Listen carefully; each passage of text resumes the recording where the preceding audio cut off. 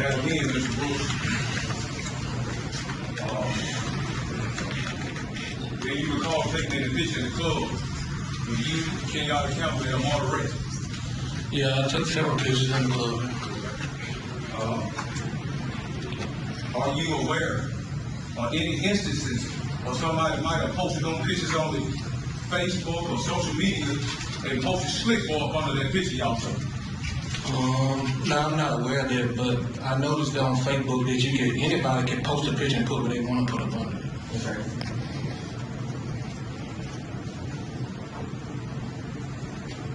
Isn't it true that I used to get marijuana from Kenyatta County when I got a prison? What? I said, isn't it true that I used to get marijuana from Kenyatta County when I got out of prison in 2009? I have no recollection of that. I don't, because I've never been with you or Mr. Kenyatta County when you so-called got him marijuana, and you know that and I know that. What? You said we used to go to the club together, right? Yeah, we went to the club together. We took a trip to South Beach, Miami together. Yeah, we wrote together, yeah. Yeah, we worked together. Okay. Well, tell me this. What job are you working at now? At Toyota, it's called Jackson. Well, you working at Toyota back in 2010, 2011? Nah, but I owned my own carpet cleaning business at the time. I didn't ask you that, sir. Nah, I wasn't working there, but I owned my own business. You sold marijuana too, didn't you? Yeah, I sold marijuana too. You didn't you? You got to give the time to answer the question. I'm sorry to ask you about. Okay. You sold a bunch of marijuana, didn't you? Like I said earlier, I'm not ashamed of that I did in my past. Yeah, I sold marijuana.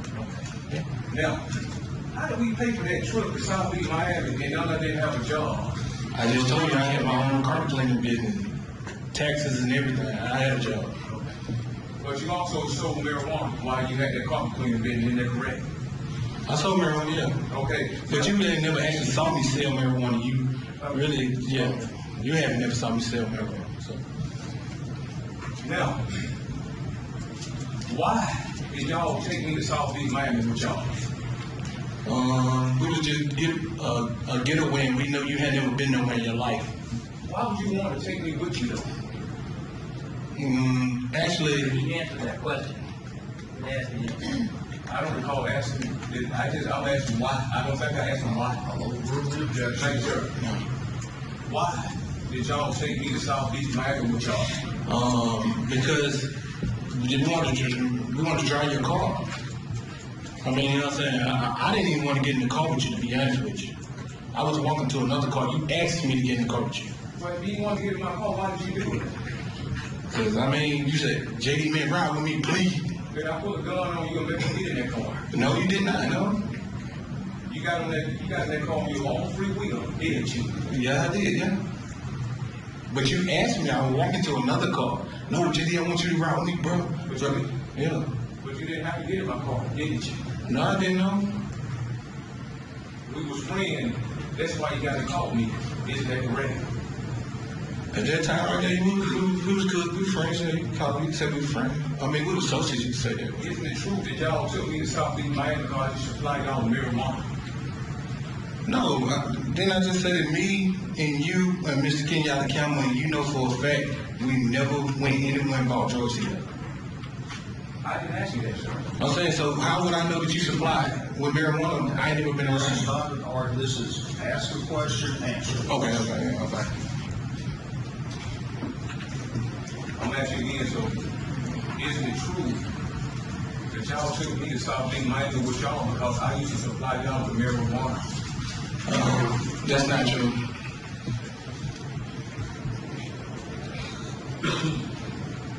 Isn't it true that remember the slick boys went to South Beach, Miami with us? It's true that we took a group of little young guys from the neighborhood we took them to Miami with us here. Isn't it true that them young guys go by the name of slick boys? Yeah, they probably do call themselves slick boys, I think, yeah. If you didn't know the slick boy, why in the world are you gonna take them young guys to Miami with us and they call themselves a slick boy? Let's not forget, I never said I didn't know them. I just said that I wasn't associated as a person to call myself a slick boy. I told y'all that I know these people. Okay, if you want to associate with the slick boy, why are you affiliating yourself with them in South Beach, Miami? Just the same reason I affiliated myself with you, because we all from the same neighborhood. You're not concerned the slick boy might be mad at you if they know you false claiming on their... Now, that's argumentative, you know. I guess that's just a question. Yes, it's a question. I'll sustain that question. Okay. Are you concerned that the slick boy might be mad at you right now if they looking at you disclaim them and they know you are a lawyer member? That was a question, objection I just sustained. Okay, I'm sorry. I thought you said that. I'm sorry.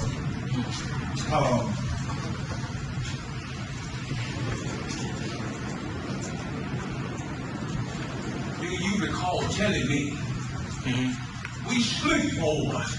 These niggas out here pussy. We run these shit. We slick boys. Do you recall telling me that you don't? No, I don't. I don't even talk like that. I don't even talk like that, period. No. You must have got saved. Or have you got saved and you in church now? Never stop you talking like that? That's argumentative, and I would object to it. And I would object to this line of questioning is not relevant to the issue. I'm going to sustain the objection on both grounds. Okay. What caused you to stop talking like that, Mr. Brooks?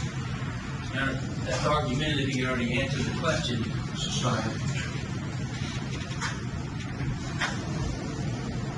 Do you recall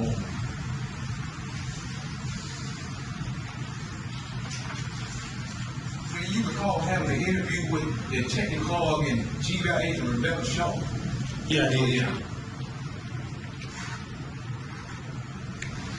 Did you have an interview with them? Yeah, they interviewed me, yeah. Okay. Was that interview recorded? I think they recorded it, yeah. Okay. I'm pretty sure they did.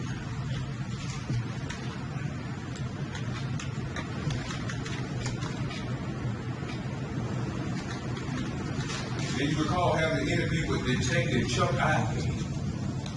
Yeah, I had an interview with several detectives, so I can't, I don't know by name. Mr. Brooks, I asked you about Detective Ivey. Do you recall having an interview with Detective Ivey? I may have did. Let me ask the question, please, sir. Do you recall having an interview with Detective Ivey on March 22nd, 2011? Yeah, that was the first detective, yeah. Was that interview recorded? Yeah, I'm pretty sure it was.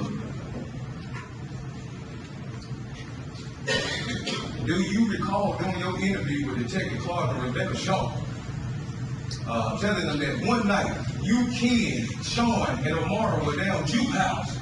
Yeah. And Jamie pulled up and shook everybody's hand. And after Jamie left, Omari said, Ken, you need to feed that dog. Boy, you need to feed that dog. Man, he gonna end up biting me. Do you recall telling Detective Clark and Rebecca Shaw that, Mr. Brooks? Yeah, I remember calling, yeah. Could you explain that to us? Explain what it did. I shook y'all hand. When we were down Juke Hall, I showed up and shook your hand. Yeah, and you also said that night, Please let me finish. Okay. I shook your hand. And you said after I left, Omari said y'all need to feed that dog before he bite me. Why would y'all say that about me and I didn't shook your hand? And this time is true. Omar wasn't really a friend of his. He was more a friend of mine. Omar didn't never really care for him. Like, when he came around, he really never cared for him. So, and then actually that same night, after you shook my hand, you said you were praying for people and all that stuff. Remember saying all that? So you said I was praying. You said you told Ken, I'm praying for you. Okay, so I shake your hand, I tell you I'm praying for you. When I walk off, you gonna say feed the dog from out. Feed the dog. What? I didn't say that. I didn't say that. Is it your common behavior? So when somebody shake your hand, they try to help you say something bad about it. No, he answered the question. He said he didn't say that. In fact, the question that the defendant could ask, he wound up saying that Omari Wray wound up saying something. Actually, that was hearsay. Probably should have been objected to. He never said anything about what he said. Mr. Brooks said. Mr. Brooks. So the objection is what?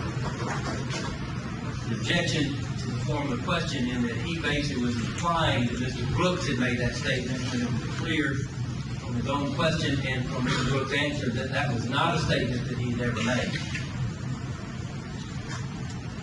Ask some other questions. How often did y'all talk about me behind my back? Your name never even came up, and never really. You wouldn't even really have thought to them. Not to me anyway, unless you called me or whatever. But really, or you just popped up or whatever. I mean, me and you, like I said, we were friends, but like for any other thing, we didn't do no business or anything like that together. So, for what reason would I have you around me like that? My point is exactly, why would you take me to South Beach, Miami, and you didn't have no reason for me to be around you? That's been asked and answered. But he just okay.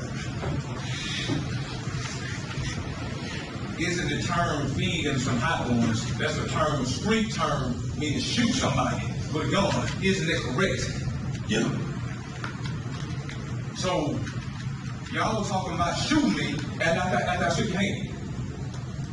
Feeding some hot ones. Somebody said about feeding, you know, hot. It was just said, y'all need to feed that dog. That was what it said. Yes, sir. And you just stated that term means shooting somebody. But you didn't say the first time, you didn't say hot ones. You just put that in there just now. Well, that's what you stated, Mr. Brooks. I never No, said that's not a that. question. I'm gonna move on, Heather. I'm gonna move on. Object to that, and it was misleading. I'm gonna move on. Yes, sir. I'm gonna move Ask on. another question. Yes, sir.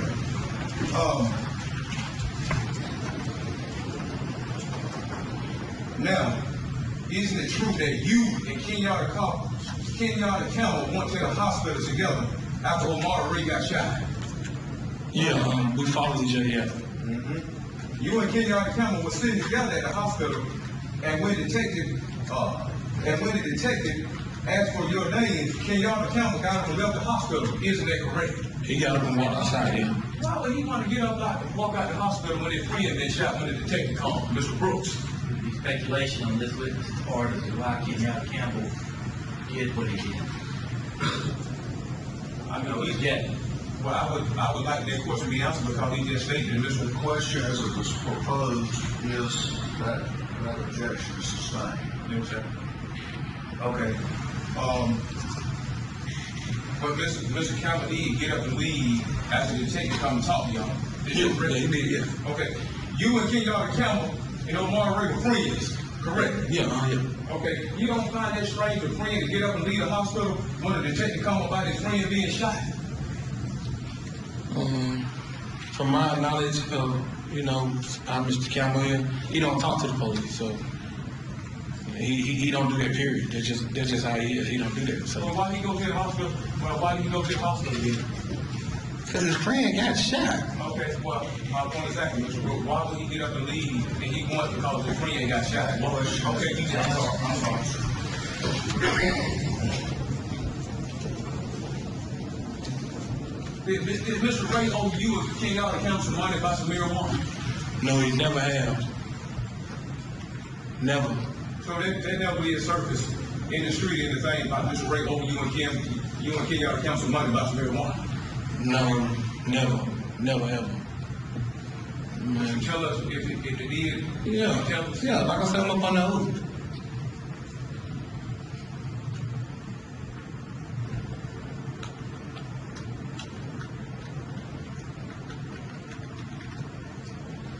Did you tell Detective Clark and Rebecca Shaw that Kenyatta Campbell is not going to talk to the police about Omari Wray murder?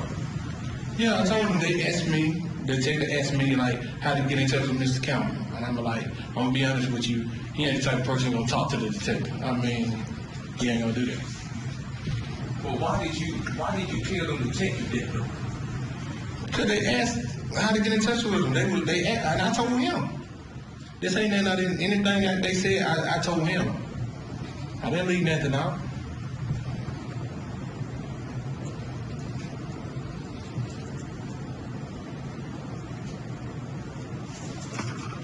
You were willing to talk to the police about Omari Wray, is that correct? My best friend, I wouldn't do anything to help. bring whoever did that to justice. I would have did anything. But you talked to him because you friend him. I talked to who? You talked to the detective about Omar because you his friend, isn't that correct? Yeah, gave him my cell phone number. I thought you told me on the go that Kenyatta and Omar was friends too. All y'all rolled up and y'all was tight since little boy. Yeah. So you were willing to talk to the police about Omari Wray, but Kenyatta Campbell wasn't.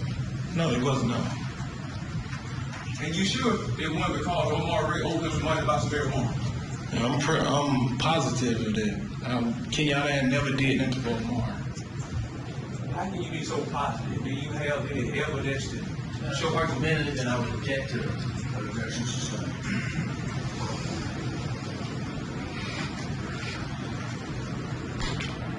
Isn't it true that I defended went to the Omari Wray funeral with you and Kenyatta Campbell? No, you didn't go to the funeral with me. I seen you outside the funeral. So you mean to tell me I went at Omari Wray funeral with Kenyatta and you had on your white suit? I wasn't there with y'all. Yeah, of course you seen me come in. I did not know you was at the funeral. You walked up to my car after the funeral and told me that you walked in with Kenyatta Campbell. And then I was like, Jamie, I'm getting in the line. I'll talk to you later. Then you walked to my car, remember, outside, across the street from the church. Actually, I didn't even know you were there. Did we go to the club after Omari Wray funeral in celebration of Mr. Omari Wray? Yeah. You were there. You came in, yeah. Why would I go to Omari Wray funeral and to the club with you when y'all left and we wasn't friends, Mr. Bro? To cover your tracks. To cover my tracks. And then you remember what you said to me then? What's that? I was leaning up on the pool table. You walked up to me and you said, these your words, you said, give you $10,000 and a gun, and you'll creep up on them and do whoever did that exactly how they did Omar. And I remember telling you, I said, the detectives, that case hot, the detectives all over that case, but we're gonna let it lay low for right now. Do you recall that conversation with me? No, sir, Mr. Brooks. Okay. You don't get to ask them questions. Ask another question. Since we're on this topic, Mr. Brooks, Yeah. isn't it true that you and Kenyatta Campbell offered me $25,000 to kill the person who killed Mr. Wray? I never offered you that. You came to me with that. You said $10,000.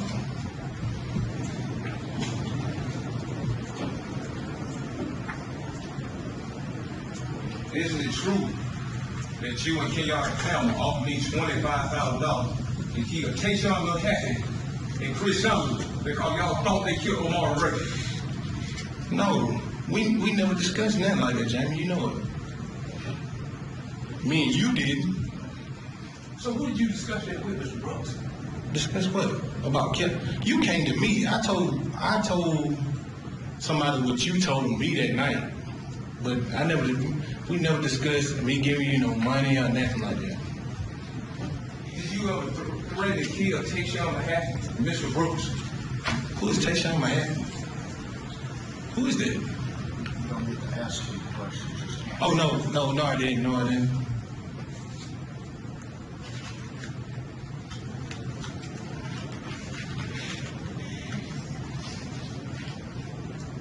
On March 28, 2011, you had an interview with Rebecca Shaw, Detective Clark, correct?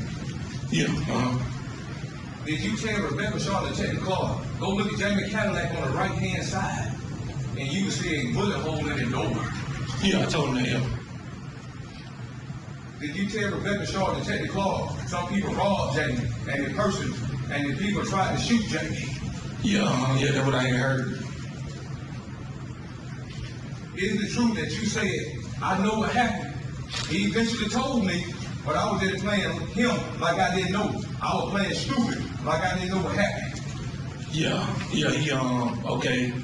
The situation was somebody seen the bullet holes in his car. Maybe getting into matters that involve the hearsay one way or another that would not be admissible in that regard. You asked him a question that perhaps would have been permissible about, did you say this? But when you go in beyond that, it's objection is hearsay. Yeah. I want to respond to the objection. Judge, I just asked him a question. I'm going to sustain the objection. So just keep the questions. And then I would say, Judge, I take control when he answers that. His witness, it ain't mine. Okay. But you did tell them that you knew somebody had a shot in my car. Yeah, I told her that I heard that, yeah. Yeah, I told her I had heard that. Yeah. Mr. Brooks, how did you know somebody robbed me and shot in my car before I told you? Cause somebody told me. Who told you? Yeah, we just floating around in the street. You know how hearsay. But you did know somebody shot in my car and robbed me before I told you. Is that correct?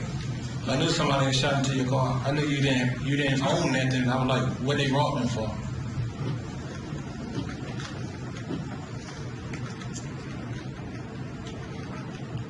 If I recollect correctly, Mr. Brooks, you told the GBI agent I want to Atlanta. I took somebody to Atlanta and tried to get some drugs and somebody robbed me.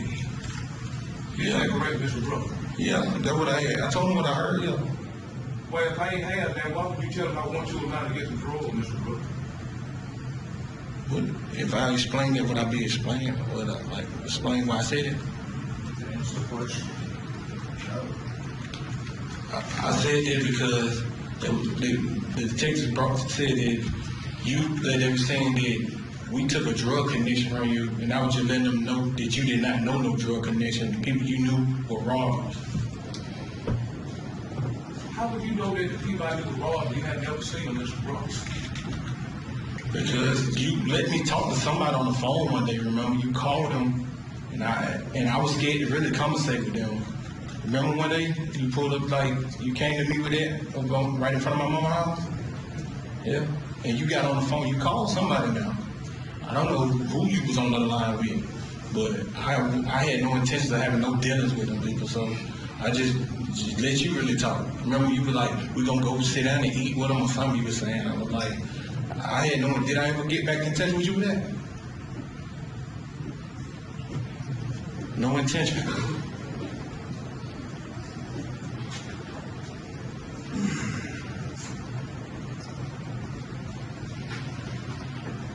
Well,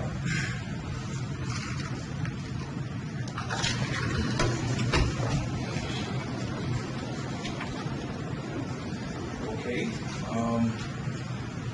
Do you recall telling Detective Clark and Rebecca Shaw that? Oh, I'm sorry, I've been over there, Judge. I'm sorry, I'm a long spot. I will find this.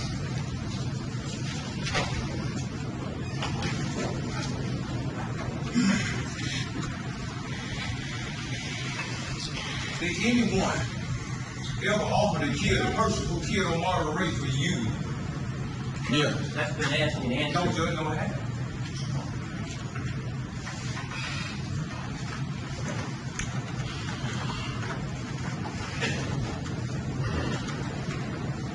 I believe it has been asked. I asked you, Jamie, I said, did I? Or however you want to do it. If you don't want to get asked, I just keep going. I'll allow the question. Thank you, sir. Did anyone ever offer to kill the person who killed Omari Wray for you? Yeah, they did. Why would somebody want to offer to kill somebody for you, Mr. Brooks? Because you knew they were my best friend, and I mean, you knew what kind of relationship that we had, and you knew that at the time, I did want something. I mean, how my friend was killed, I wanted something done. And I'll be honest about that. I did. I wanted something done, but he the one. I never came to nobody. He came to me with it, you know. And I never even got back in contact with Jamie or nothing about that.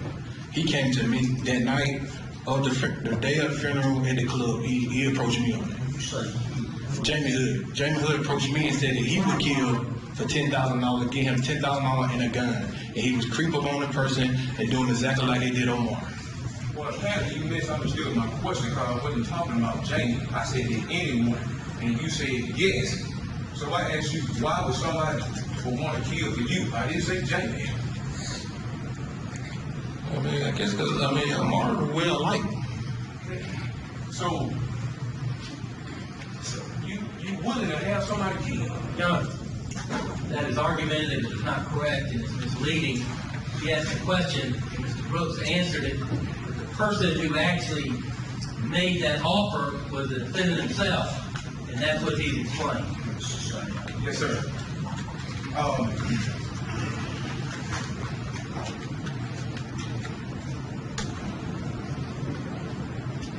Did you or Kenyatta Campbell ever offer money to anybody to kill the person who killed Omari Wray?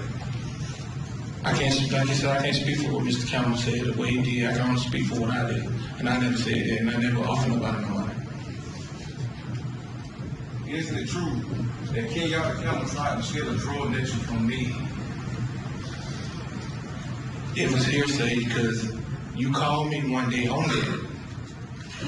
You said that now. You did call me. And when you, Mr. Campbell, met up at my mama's house, he told you he didn't have no business dealing with nobody you know, this, that, and the third, and you did not say anything back to that man. You know you did. You and I went to a cookout in Rolling Ridge on St. Patrick's Day on March 17th. Isn't that right? Yeah. Isn't it true that you and I talked about marijuana at that cookout? Yeah, you came up to me talking about marijuana.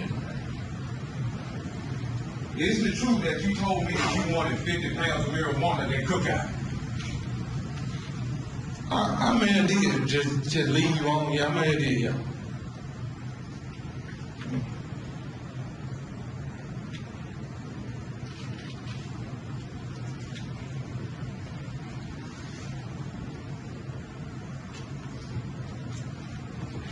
Why did you ask me to get you 50 pounds of marijuana, Mr. Brooks?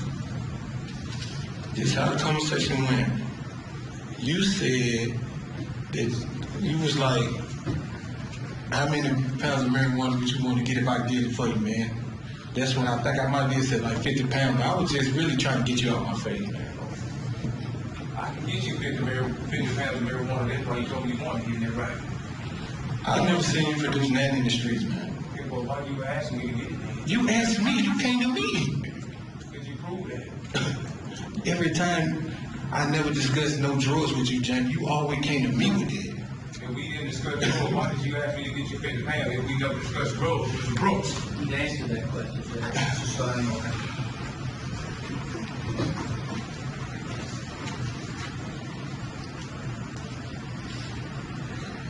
During your interview with Detective Ivy on March 22nd, 2011, did you tell Detective Ivy that Jamie always saying that he knows people from prison that he can get stuff from? Yeah, you always went around saying that, yeah. Did you tell Detective Ivy that Jamie would call people and put them on the speakerphone and they would vouch that they got him? Yeah, they would vouch for that, but I would never get myself involved with you with that.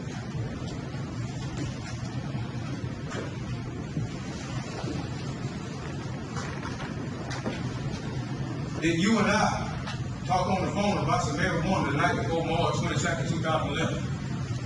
No, we never talked on the phone, we talked in person.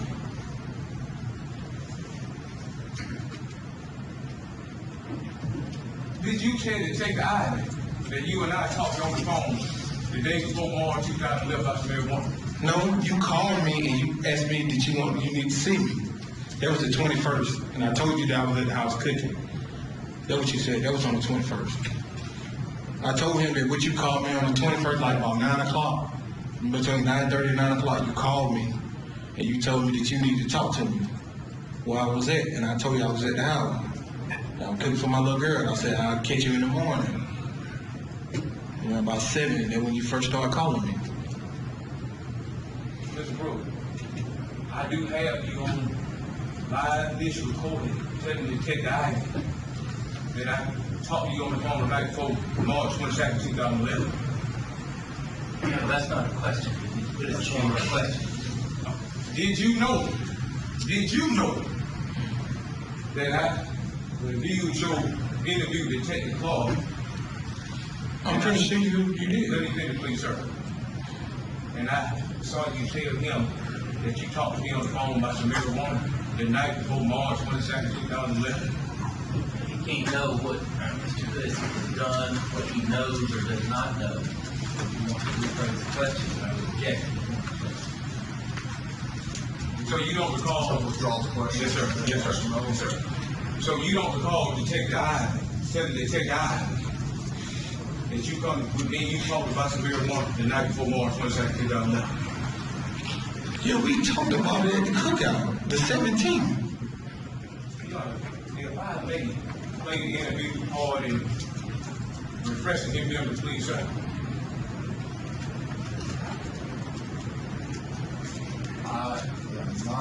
You have that queued up and ready. Okay, yeah, I mean, but I do have it. It's on you, you know.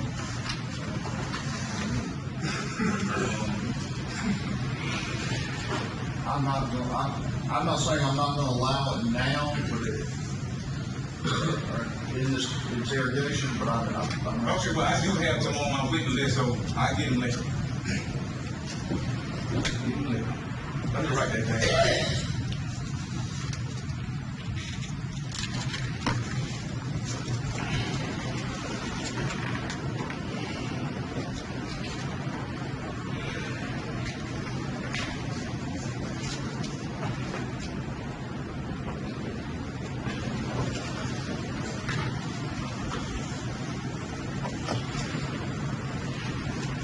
All right.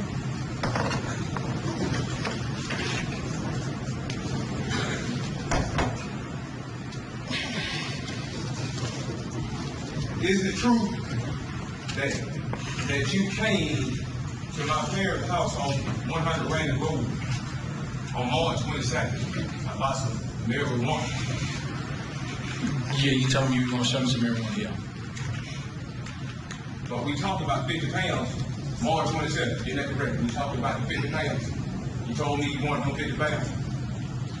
I just told you anything. On just March 22nd, when we talked, it was your conversation that you had some marijuana that you were finna take back to somebody you wanted me to see. That was our conversation was, Jamie. So come look at it right before I take it back to whoever I got it from. That's what you said.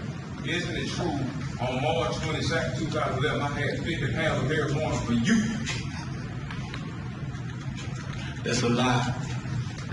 Well, why did you just state on March 17, 2011, you said you wanted 50 pounds of marijuana, Mr. Brooks? He's already answered that question. They went through that. I'll sustain it.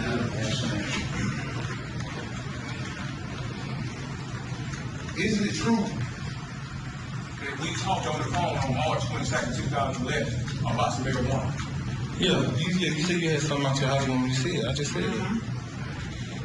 Isn't it true during that phone conversation that we was talking, and I told you, AJ, that somebody saw your name and said you snitched on someone named CJ and sent it to the papers? Then we talked about that. And we talked about that when March 22nd. So when did me you talk about that? When that issue was in the streets, we talked about that, yeah. So, It was like that. but you and I did talk about somebody calling you a snitch by saying some man named CJ to the Fed, didn't we? Yeah, we talked about that. Okay, isn't it true you got mad with me when I said that, and you told me, oh nigga, y'all just don't want nobody to make no money. We can't make no money, y'all can't make no money, and hung up on me. Isn't that true, Mr. Brooks? No, Jamie. Why would I blurt something out like that, man? I don't know. Why would you say a marijuana? I mean, because it's something I chose to do. Isn't it true that you and two black males came to my parents' home with guns and threatened to kill me? No, Jamie. For what? Were you with any black male before you came to my parents' house on March 22nd, 2011? Besides the guy I was at the paint store with? Yeah, that's the only black male I was with before I got in my car to come over there to see. You called me, I told you I was at the paint store. But you were with a black male, wasn't you? Yeah, the guy who painted my car, yeah. Can you prove that, Mr. Brooks? I'm allowed to get in touch with you. Saying, What's the name of the guy who was with you on March 22nd, 2011? Bernard. Bernard. Yeah.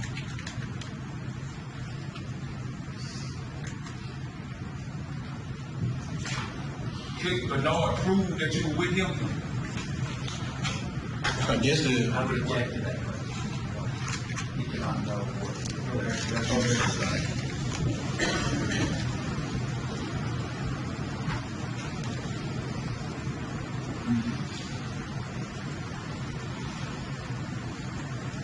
Isn't it true that you had a silver and black gun when you came to my parents' home on March 22nd, 2011? Nah, one of the robbers had a silver black gun, yeah. One of the kidnappers, yeah. The first guy approached me, he had it in his hand, yeah. Have you ever owned a silver and black gun, Mr. Brooks? Nah, I never, well, yeah, I had a 45 caliber silver black Taurus, yeah. What was it, 45, 40, 45, what was it? A 45 caliber Taurus. Did you prove that it was a 45? Yeah, the GBI agents, when they searched my car, I had one of the clips in the boot. I never heard tell of that. Yeah, it was in the boot. I mean, they just left it in there, but it was in the boot. All right. The gun actually was reported stolen. The gun was actually reported stolen probably like 2 months before that. It was I didn't own the gun no more because somebody had stolen it. Could you tell us about that silver and black gun that you own? What you mean? What could I tell you? I mean, You just tell us about the gun. it was a 45 caliber that was purchased at the car shop right on Hawthorne. Yeah. Was it a 40 or 45? 45 caliber Taurus. Do you have any way of proving that right now on this day, John? I've already objected that, you're stated at the same time. That's correct. So, sir.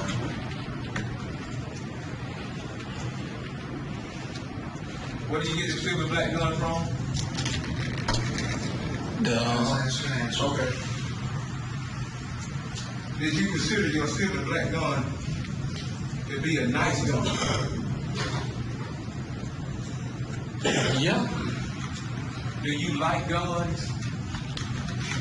I ain't no fan of them, but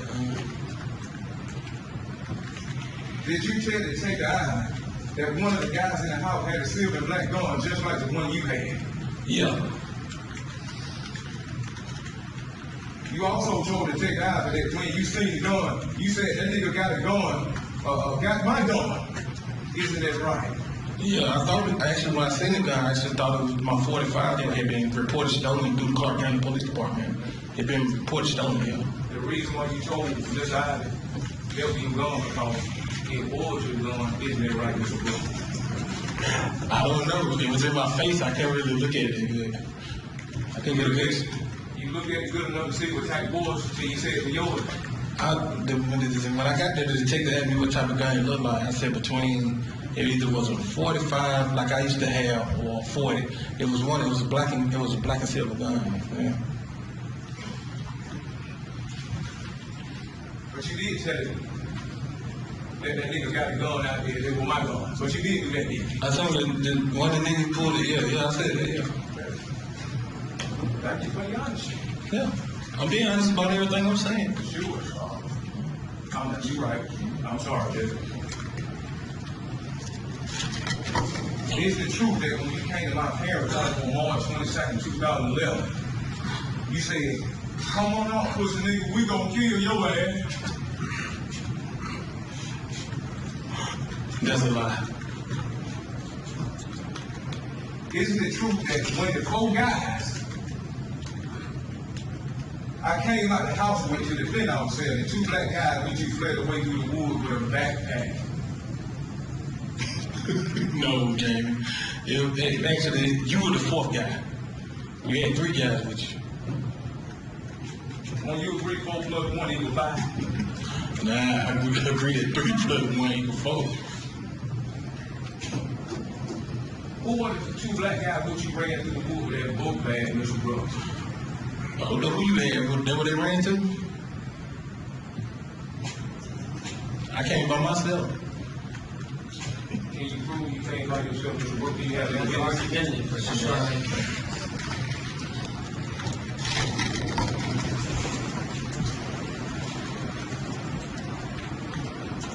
Is it true that I took that silver and black gun from you on March 22nd, 2011? No, that's not true.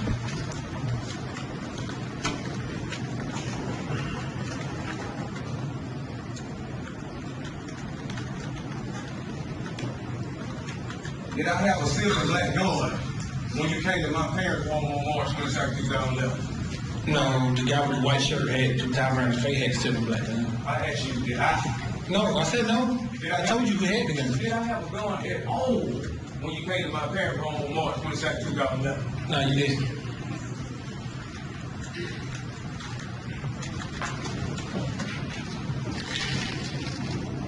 Did you see me with a gun on March 22nd, 2011? Oh, no, you didn't. No, I didn't. I didn't see you with a gun there. Appreciate that.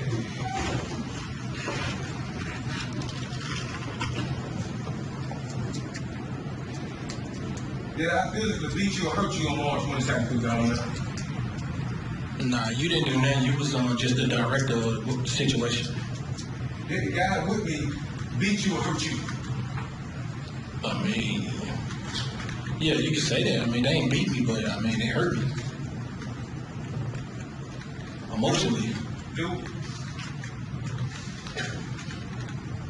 did you tell Detective Ivy during your interview that you don't fear change?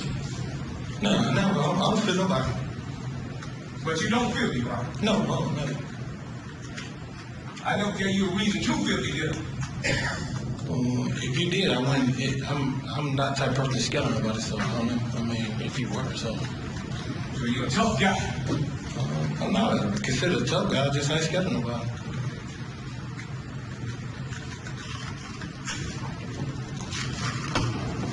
Did you tell Detective Ivy, I don't feel him like that because I don't think he's tough like that? Because anybody else would have went ahead and did it.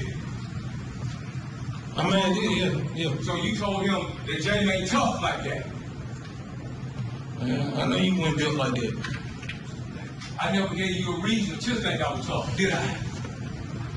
The day that you called me, it was talking about Mr. Campbell was this and he was in danger. And the day I seen him talk to you any kind of way and you wasn't hostile like you were acting before he got there, I knew then that you were really tough.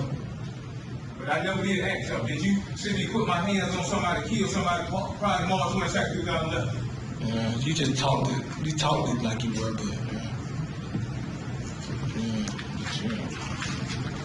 So did you see me put my hands on somebody, shoot somebody, kill somebody, put March 22nd, 2011? No.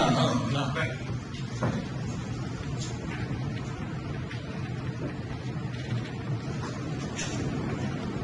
Is it true that you told Detective Ivy they wasn't physical?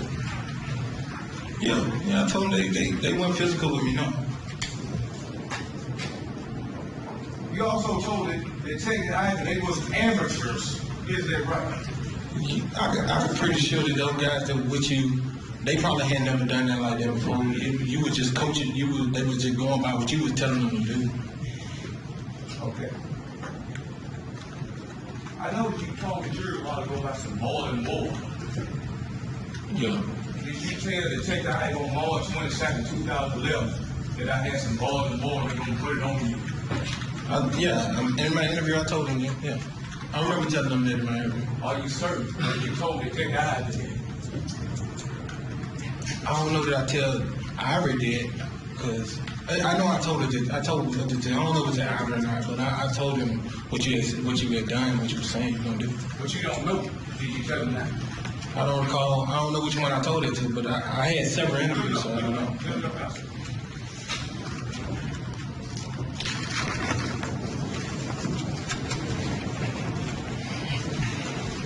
Is it true that the guy who put you in the trunk told you don't worry, we ain't gonna kill you? Yeah, he said that. So we ain't gonna kill you, right? Yeah, he said that, yeah. We weren't trying to kill you, was it? I didn't know what you were going to do. That's what he said. But he did tell you that was not going to kill you. Isn't that right, Mr. Brooks? Yeah, he did say that. Thank you. Did I say anything to you while you was in the trunk of the car? Yeah, when we was coming down, when we was riding, and I was acting like I couldn't breathe, and you were like, bitch, don't down me back there, bitch. But you down me for the turn the air conditioner on your bitch head. That's what you said. Isn't it true that you told the tech guy, Jamie said, don't worry, I don't want you to suffocate. I'm gonna turn the air on you so you don't suffocate. Yeah, you said that. Want to put some air on you. It's pretty hot back there. Want to put some air on you, you know. Yeah, So I didn't tell you I was gonna cut the air on you, right? So you don't suffocate. Didn't I tell you that? Yeah.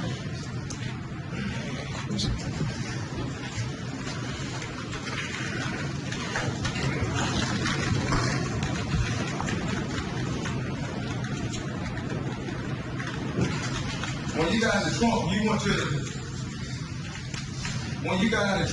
went to the blue car behind my Cadillac. Isn't that correct? I ran toward the right between two cars. I don't know, is it blue?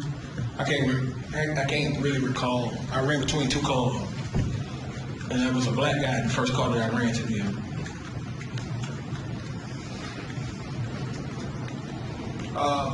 You mentioned Damon Taylor and Ernest Badger told you to get in the car with him, correct?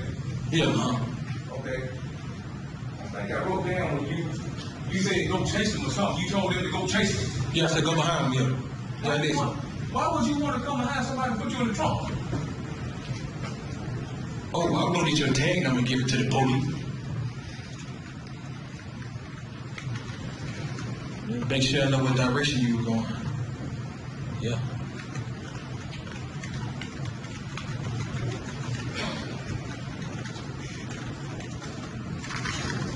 Damon Taylor and Ernest Badger are your friends, isn't that correct? Yeah, we all went to school together, yeah. Tell us about that relationship we all have. We went to school together, we know each other. Yeah, we have a relationship. Ernest had just got out of jail, so. Were they with you when you come over my mama's house to threaten me, kill me? Were they with you? No. How can you prove that? Because I was by myself, Jay. Oh, man. Yes. Okay.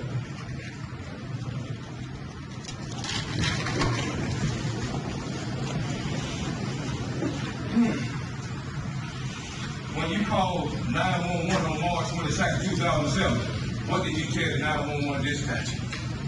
I told him that I had just been kidnapped, carjacked, and I just jumped out of the boot of a car, and I think she asked me something. I told him that I knew exactly who it was. It was Jamie Hood. Did you tell the 911 dispatcher that you went to my parents' home on 100 Random Road with about some marijuana? No. So you didn't tell the 911 dispatcher that, did you? I don't really tell him that. No. Don't tell them that. Did you have an opportunity to tell the 911 dispatcher that you went to my parents' home on 100 Random Road with about some marijuana? Now, that was the question you just asked. No, I did not ask. But did I rephrase it? I thought it was two different questions. I heard it's the same question. No, I said, did you have an opportunity? I asked him, didn't he? He said, no. So this question is, did you have the opportunity to tell the dispatcher that you went to my parents' home about some marijuana? Them two different questions. What he did and what he had the opportunity to do, that's two totally different questions. Because the word opportunity make it different. Thank you, sir. Did you have the opportunity when you called 911 and talked to that dispatcher to tell her that you went to 100 Reddit Road about some marijuana? Why would I tell that? Why wouldn't you? Because my life was in danger, that's why.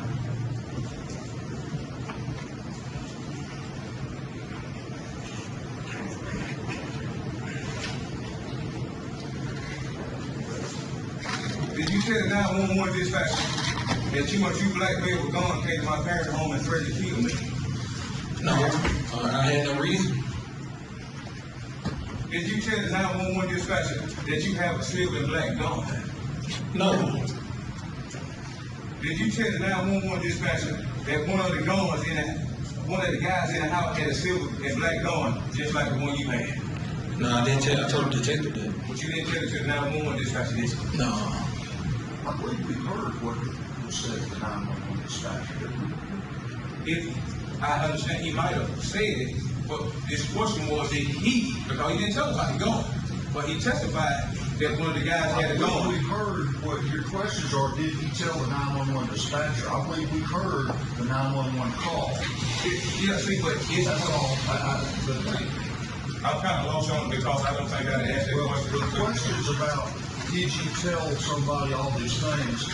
There could be a whole lot of things that somebody didn't tell. Exactly, that's my whole point. Why would Well, you? we're not going to go over all. Okay.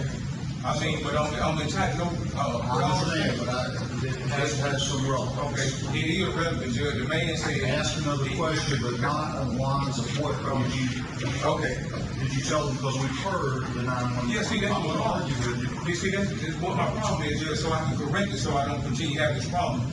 I'm entitled to a thorough civic cross-examination, and that's why that's why we're here. What I'm trying to show you and the jury and everybody else why we're here.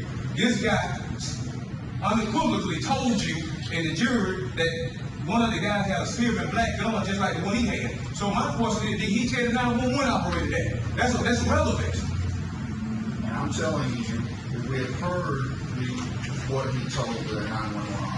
Okay, I understand. I'm not going to argue about it. Okay, go Ask on, another okay, question. okay. That's it. Ask another question.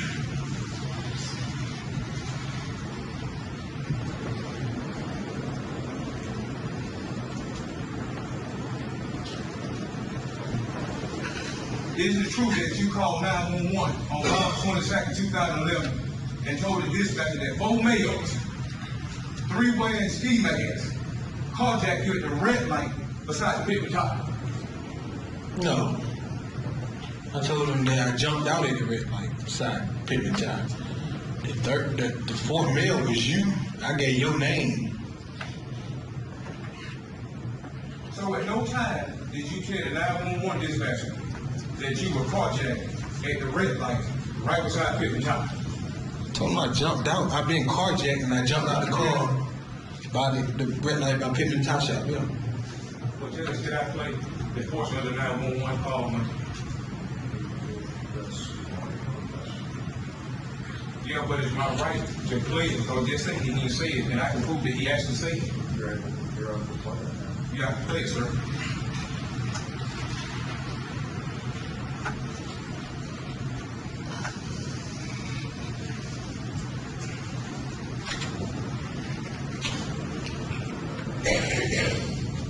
Can I get that, please?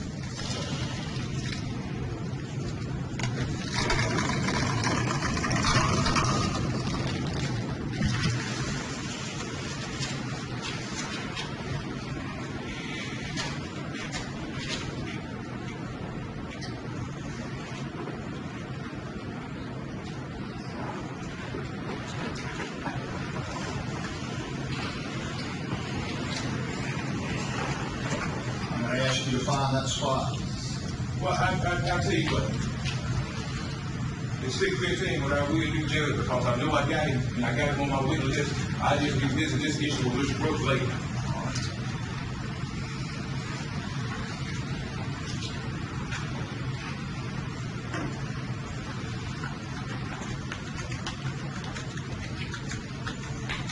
Well, matter of fact, Judge, I like to call him.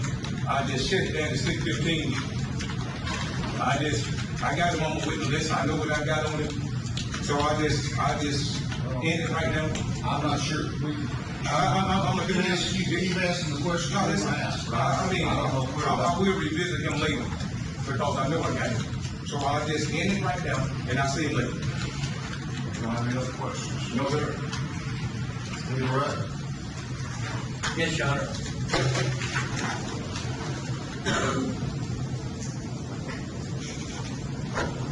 Mr. Brooks, Yes, sir. as far as Jamie Hood and Kenyatta Campbell, it came up about this trip to South Beach. About when was that? It was in May. It was Memorial Day weekend, Of what year? 2010. And at some point from that time,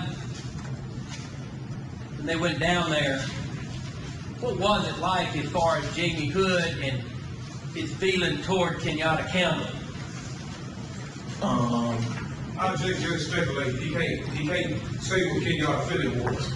I'm not asking what Kenyatta's feeling was. He can't ask Mr. Brooke how somebody feel about me. That's what he was doing to me. I'm going to sustain the objection. What I was asking was, as far as the defendant, Jamie Hood, from what you witnessed and saw and speaking to him, at that point, how was it he was acting toward Kenyatta County? He thought the world of Kenyatta County. I checked with Judge Relevant. We here, Mr. Thomas is not here to testify. This is irrelevant.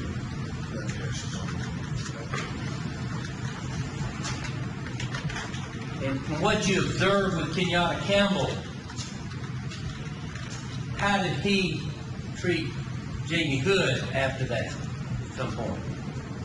After the trip, before. After the trip?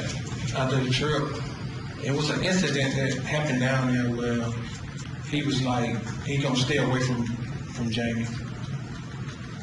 Cause he was like, cause Jamie thought he knew everything and he couldn't tell him nothing. Which he told Jamie the same thing on the porch. Mr. Campbell not here. He testified to what Mr. Campbell said. That's hearsay. I was there. I understand. Don't go into what Mr. Campbell said. Just a moment. Objection's overruled. He's talking about What Mr. Campbell said about me. No, he's saying what Mr. Campbell said about Jamie, and Mr. Campbell is not here to testify to that. That's hearsay. Objection's overruled. Mr. Brooks, after that conversation, what happened with Jamie Hood, and how was his demeanor toward Kenyatta Campbell after that? After the trip, it was just saying, well, I'm trying to see what we do asking. Let me go back. You had mentioned about Kenyatta Campbell, what he was saying after the trip. He got back about the incident there. Yeah. And after that incident, I mean, basically, what did Kenyatta Campbell do toward Jamie Hood, and how did that change it all? He stayed away from him. And how did you observe Jamie Hood take that? He didn't take it that good. He was upset about it. He was upset about it. Yeah, that's speculation. How can he say how I was feeling? I object that be speculation. He don't know how I feel. How can he answer to how I feel? You're objecting to his answer. Yes, sir. He's talking about how I was feeling. That's speculation.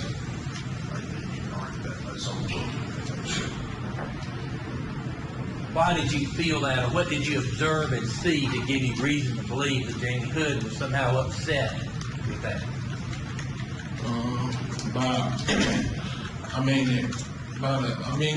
Just his demeanor, and like he was the day he worked on my car, I observed he asked me to call Ken for him, and he wanted to talk to him, so I called Ken for him, and they were talking or whatever, and Jamie was saying, that he was sorry about not paying, saying that he was sorry that he was gonna listen, and now he think he know everything. You right? He think he know everything. He gotta learn how to think he know everything. He was like, he was talking like that. Mr. Campbell gave him his number that day, and I don't know. Did he tell? I know that Jamie was down on Mr. Campbell's on the porch for like when I rode by, I seen him over there. And I don't know, did he tell me he was going to meet him down there to talk to him or something? I don't know. But I observed Mr. Campbell showing me a text what Jamie sent him when he was begging for his friendship. Yeah. Thank you, Mr. Brooks. Yeah. Why would I want to beg Mr. Campbell's relationship with Brooks? I didn't understand it either, because somebody don't want to be my friend. I was just told we ain't friends. What did this Miami problem come from? What type of problem did me and Mr. Campbell have in Miami? Can I explain that? Answer the question. That's a question. You know, when he told me about y'all was taking Mr. Rashid to his motel room, and for some reason he said that you got mad at Rashid and you jumped out of the car and wanted to fight Rashid, and he told you, man, leave Rashid alone, cause he a good dude. Like, man, no, you ain't finna fuck. You was like, you wanted to fight. He was like, you ain't finna fuck with that man, you know. And this is what he told me in Miami. This is what Ken told me. So you didn't see me threaten nobody or say anything like that to nobody yourself? I didn't. Nah, Ken told me that. But you didn't see it? Nah. No question. I've got some further work out, Judge. All right, I'll go down.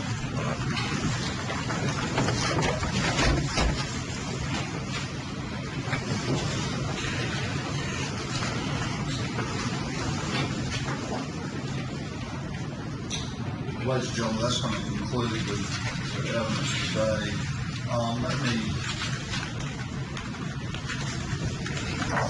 I've got basically two messages about being able to call somebody, and I suspect there may be more of that.